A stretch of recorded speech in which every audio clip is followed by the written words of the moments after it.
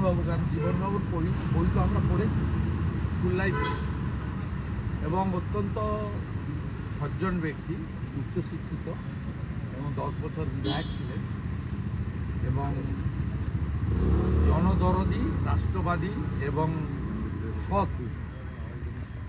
তাকে রেসপেক্ট দেওয়ার সুযোগ নিয়েছি বা এসেছিলাম, কিন্তু তার ছেলের সঙ্গেও দেখা হলো। আমি ছেলেকে এই সময়ে কোনো বিতর্কে আনতে চাই না, কিন্তু যেভাবে আজকে তৃণমূল কংগ্রেসের প্রতিষ্ঠা লগ্নে যে নেতারা এই দলটাকে প্রতিষ্ঠা করেছিলেন 34 বছরের বাম শাসনের মুক্তি ঘটানোর জন্য, তারা প্রত্যেকেই এই নব্য তৃণমূলী এবং নতুন যে কালচার, এই কালচারের জন্য তারা আজকে হারিয়ে যাচ্ছে। আমি শুধু একটা কথাই বলবো, আমি এর আগে বলিষ্ঠ কণ্ঠস্বর পঙ্কজ দত্তর বিষয়ে বলেছিলাম যে এই সমস্ত সৎ বয়স্ক লোক, কেউ আমলা হতে পারেন, প্রাক্তন আমলা, কেউ রাজনীতিবিদ হতে পারেন, তাদের ক্ষেত্রে মমতা বন্দ্যোপাধ্যায় এবং তৃণমূল কংগ্রেসের দৃষ্টিভঙ্গিটা কেমন বদলাচ্ছে।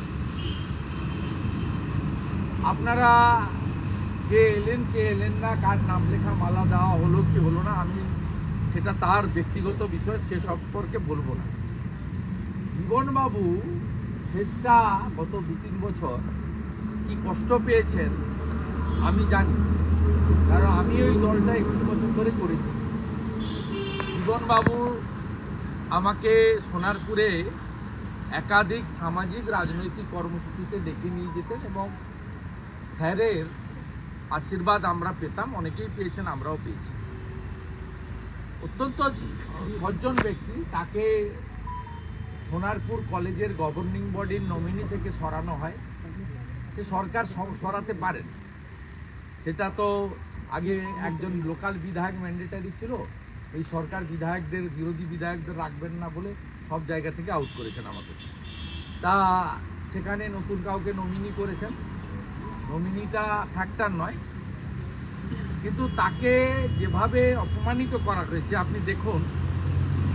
আজকে দুলাল সরকার এবং নরেন তেওয়ারির কথা টিভি 6 আছে। 15/4/2023 মাননীয় লয়ার মৃত্যুঞ্জয় বিশ্বাস অ্যাডভোকেট, তিনি জীবন মুখোপাধ্যায়কে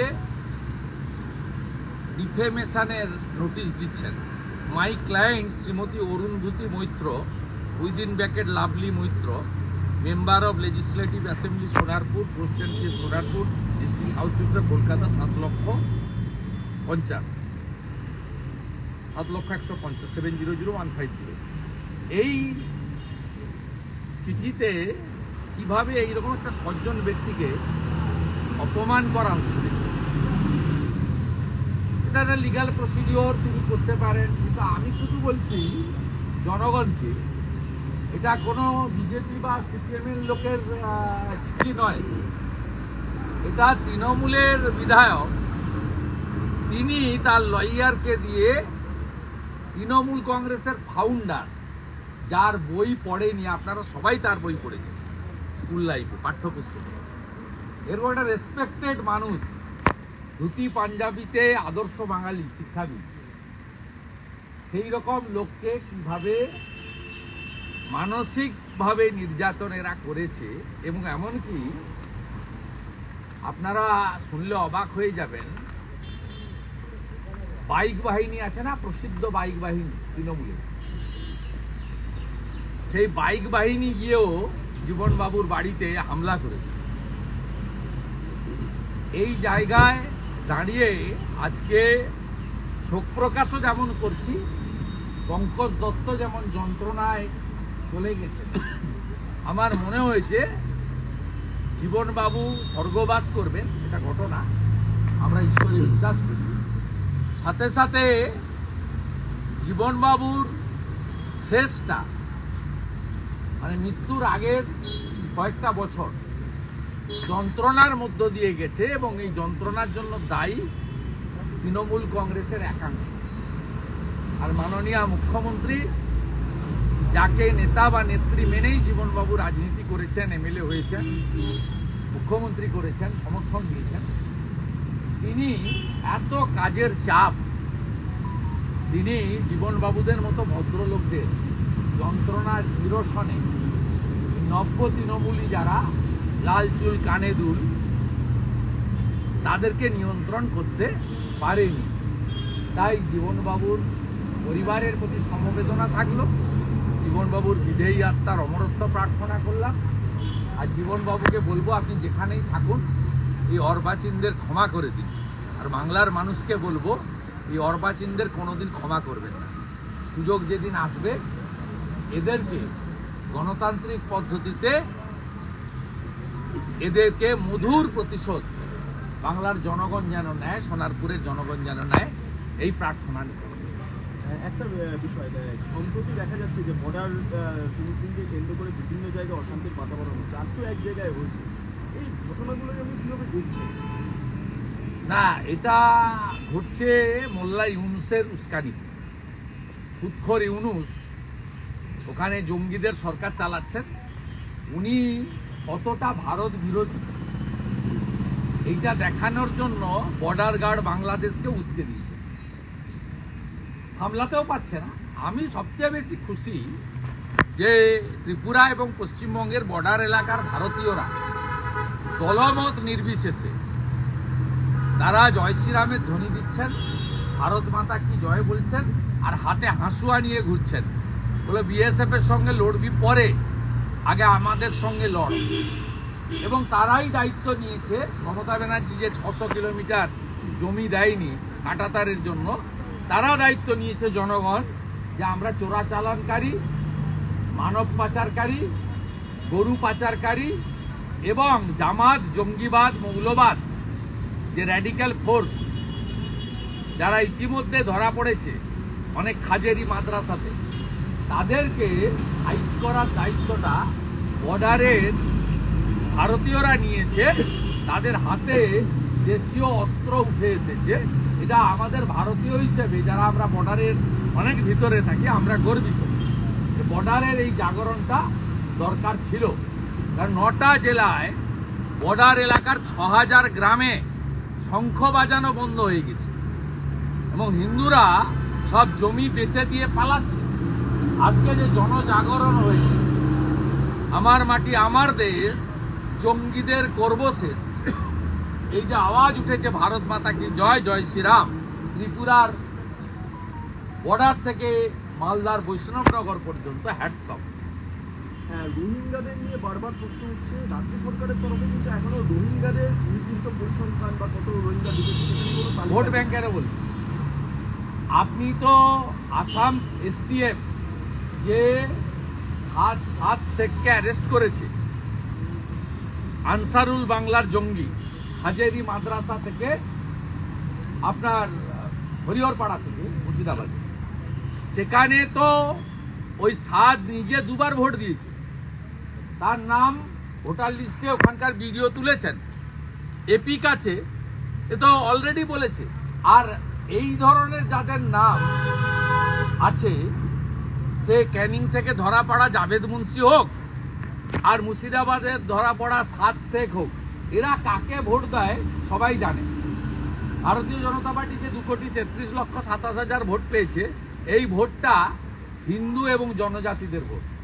এই ভোটে 7 শেখও নেই, জাভেদ মুন্সি। মহারাষ্ট্র সরকার ভুয়ো যে শংসাপত্র রয়েছে, জন্ম শংসাপত্র, সেগুলো রুখতে আমার অফিসে লাইন পড়ে গেছে। ভালো থাকবেন, জীবনবাবু চলে গেল। এসব লোক সব যন্ত্রণায় আছে।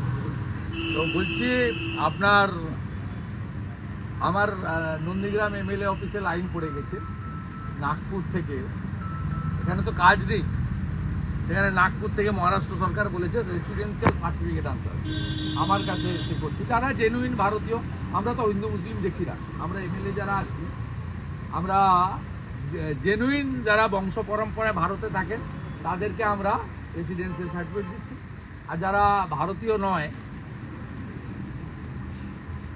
যারা রোহিঙ্গা মুসলিম ঢুকেছে, অনুপ্রবেশকারী, জামাত হেফাজতের লোক, মমতা ব্যানার্জির ভোট ব্যাংক, তাদেরকে আমরা একটু টাইট দিচ্ছি। মহারাষ্ট্র দেবেন্দ্র ফাডনবিস যা করছে, হেমন্ত বিশ্ব শর্মা যা করছে, বাংলায় আসু এটা প্রয়োজন। নইলে ওই ভাতা, বাড়ি, শৌচালয় পরে হবে, যে বাড়িগুলো করছেন ওই বাড়িগুলো দখল ওরা নেই। উত্তরপ্রদেশের মুখ্যমন্ত্রী যোগী আদিত্যনাথ তিনি অনপ্রসঙ্গে বলছেন যে ওয়াকফ বোর্ড মূলত মাফিয়া বোর্ড, ওয়াকফ বোর্ডকে মাফিয়া বোর্ড হিসেবে যোগীজি আমাদের কাছে মানুষরূপী ভগবান। তিনি অনেক সংগ্রামের মধ্য দিয়ে 5 বার এমপি, অনেক লড়াই তিনি করেছেন এবং গোটা পৃথিবীর, ভারতবর্ষের নাথ সমাজ তাকে বাবা বলেন, পিতার মতো মানে। যোগীজির মধ্যে দুটো জিনিস আছে যেটা আনকম্প্রোমাইজ: ভারতীয় সংস্কৃতি এবং সনাতন সংস্কৃতিকে রক্ষা করা। অর্থাৎ ভারতীয় সংস্কৃতি, সনাতন সংস্কৃতিকে রক্ষা করার জন্য তার সমস্ত কর্মকাণ্ড, সমস্ত ভাষণ, বাণী, এটা নিয়ে কোনো বিতর্ক হওয়ারই অবকাশ নেই। উনি যা বলছেন, আমরা মুনি ঋষিদের বাণী যেভাবে গ্রহণ করি, আমরা যদি ট্রু ইন্ডিয়ান হয়ে থাকি, ভারতীয় সংস্কৃতি, সনাতন সংস্কৃতিকে মেনে থাকি, তাহলে যোগীজি যা বলছেন তাকে প্রণাম নমস্তে করা ছাড়া আর দ্বিতীয় কোনো রাস্তা নেই। তিনি আরেকটা ইন্টারেস্টিং বলেছেন, আর নয়, আমার মিছিলের টাইম আপনাদের মিছিলে সিঙ্গেল বেঞ্চে জিতেছিল বিজেপি, আজকে ডিভিশন বেঞ্চে গেছে। মমতা ব্যানার্জি 250 কাঠা জমি বেচে দিচ্ছেন, সব বেচেছেন। আলিপুর জেল বেচেছেন, আলিপুর চিড়িয়াখানা বেচছেন, এর আগে HPL বেচেছেন, হলদিয়া পেট্রোকেমিক্যাল, মেট্রো ডেয়ারি বেচেছেন, বাসের রুট বেচেছেন। কলকাতাতে বিধান রায় যত বাসের জন্য ডিপো করে গেছিলেন, সব WBTCর ডিপোগুলো বেচে দিয়েছেন। এবার লাস্ট চিড়িয়াখানা বেচবেন। কালকে সিঙ্গেল বেঞ্চ বলেছিল একটা দক্ষিণ কলকাতা বিজেপি 1000 জনের একটা মিছিল করবে, শান্তিপূর্ণ মিছিল। সেই মিছিলটা যেহেতু উনার ভবানীপুর বিধানসভা দিয়ে যাবে আর চিড়িয়াখানার সামনে দিয়ে যাবে, উনি করতে দেবেন না। উনার লয়াররা ডিভিশন বেঞ্চে গেছিল, সেখানেও হেরেছেন। মিছিলটাকে 3টের মধ্যে শেষ করতে হবে, 2টো বাজে। তাই আমার কথা 3টের পরে ন্যাশনাল লাইব্রেরিতে নিয়ে নেবেন, আমি আর বাড়াবো না। গঙ্গাসাগর নিয়ে মুখ্যমন্ত্রী বলছেন যে কেন্দ্র 1 পয়সা সাহায্য দিচ্ছে না, এটাকে জাতীয় মেলা ঘোষণা করা উচিত। গঙ্গাসাগরের মেলা কেন্দ্র সাহায্য উনার শুধু টাকা চাই, উনি চুরি করবেন। উনি উনার লোকেরা চুরি করবেন। আপনি দেখলেন না একটা জেলার নেতা, তাকে খুন করা হলো শুধু চুরির জন্য, নরেন তোহারির রোজগার বন্ধ হয়েছে তাই। এর আগে বহরমপুরে সত্যেন চৌধুরীকে মেরেছিল প্রমোটাররা, তার বিচার হয়নি। পানিহাটির কাউন্সিলরকে মেরেছে, তার বিচার হয়নি। তপন কান্দুকে মেরেছে, তার বিচার হয়নি। পশ্চিম বাংলায় মমতা ব্যানার্জি চান টাকা দেবেন, ওনার হাতে কেউ টাকা দেওয়ার প্রশ্ন নেই। এখানে যখন বিজেপি আসবে, তখন প্রয়াগরাজের কুম্ভ মেলার মতো বা তার থেকেও ভালো অ্যারেঞ্জমেন্ট আমাদের গঙ্গাসাগর মেলা বা তার প্রস্তুতি তৈরি করা হবে। আর আমাদের খুব খারাপ লাগছে, যিনি তার ধর্মে সবাইকে আহ্বান করেন, সেই রকম একজন মন্ত্রীকে তিনি গঙ্গাসাগরের মেলার দায়িত্ব দিয়েছেন। তা আমাদের কাছে সনাতনী হিসেবে এটা অত্যন্ত অমর্যাদাকর। তো সবাই জানে, সবাই জানে। অতএব মুখ্যমন্ত্রীর কাছ থেকে সার্টিফিকেট নেওয়ার দরকার নেই। আর মুখ্যমন্ত্রীকে বা তার দলকে চুরি করার জন্য কোনো টাকা ভারত সরকারের দেওয়া উচিত নয়। এবং এ ব্যাপারে লোকসভার উইন্টার সেশনে সুদীপ বন্দ্যোপাধ্যায়, সৌগত রায়রা যখন তুলেছিলেন যে হ্যাঁ চুরি হয়েছে মানরেগাতে, যেখানে যেখানে চুরি হয়েছে ওই জায়গাগুলো বাদ দিয়ে বাকিটা দেওয়া হোক, তখন ওনারা চুরি স্বীকার করেছেন পার্লামেন্টের ফ্লোরে। তার উত্তরে অর্থমন্ত্রী নির্মলা সীতারামন যা বলেছেন আপনারা শুনেছেন, যে চুরি যারা করেছে তাদেরকে অ্যাকশন, লিগ্যাল অ্যাকশন আর চুরি যাওয়া গরিব মানুষের টাকা আগে উসুল করতে হবে, ট্রেজারিতে ফেরাতে হবে, তারপরে এসব করতে হবে। দাদা, সেবাশ্রয় কি কোনো সমান্তরাল স্বাস্থ্য ব্যবস্থা হয়ে যাচ্ছে? ডায়মন্ড হারবারের সেবাশ্রয় কোনো সমান্তরাল স্বাস্থ্য ব্যবস্থা বা পৃথক কিছু পিসিকে দেখা- জিজ্ঞেস করুন না, আমাকে জিজ্ঞেস করছে। পিসির ভাইপো বলছে স্বাস্থ্য ব্যবস্থা বেহাল, তাই তাকে বেসরকারি উদ্যোগ নিয়ে করতে হচ্ছে। এবং সেখানেও পুরো জাল, যে ওষুধগুলো 25 টাকা দাম 250 টাকা করে। আমি তো বলছি দাঁতের ডাক্তারকে নিয়ে বুক দেখাচ্ছে, এবং যারা ডাক্তারের সার্টিফিকেট পায়নি ডায়মন্ড হারবার মেডিকেল কলেজে স্টুডেন্টদের দিয়ে চিকিৎসা করাচ্ছে। একটা রুগীরও যদি ভুলভাল চিকিৎসা হয় তার দায়িত্ব নিতে হবে যারা করাচ্ছে, স্টুডেন্টদের দিয়ে করাচ্ছেন। আপনাদের তো ওখানে যাওয়ার সুযোগ নেই এবং এগুলো তোলারও সুযোগ নেই। সেখানে জলপাইগুড়ির একটা বাচ্চার চিকিৎসার দায়িত্ব নিয়েছেন অভিষেক বন্দ্যোপাধ্যায় বলা হচ্ছে। তো জলপাইগুড়ির একটা বাচ্চা, এই লোকটির সম্পর্কে বেশি না বলাই ভালো, এ মাঝে মাঝে হারিয়ে যায়, আবার হঠাৎ করে উদয় হয়। আর বলিহারি আপনাদের মিডিয়া যখন 4 মাস 6 মাস পরে গোটা আর্জি করে পিসেডিংই নাই, ওকে পাবেন না। যখন বাংলায় কোনো ক্রাইসিস হবে এনাকে পাবেন না সাংসদ হিসেবে। সংসদে কোনো ভূমিকা নেই, কোনো অ্যাটেন্ডেন্স নেই। যে তার নির্বাচনী কেন্দ্রের ভোটারদের ভোট দিতে দেয় না, তার সম্পর্কে আলোচনা না করাই ভালো।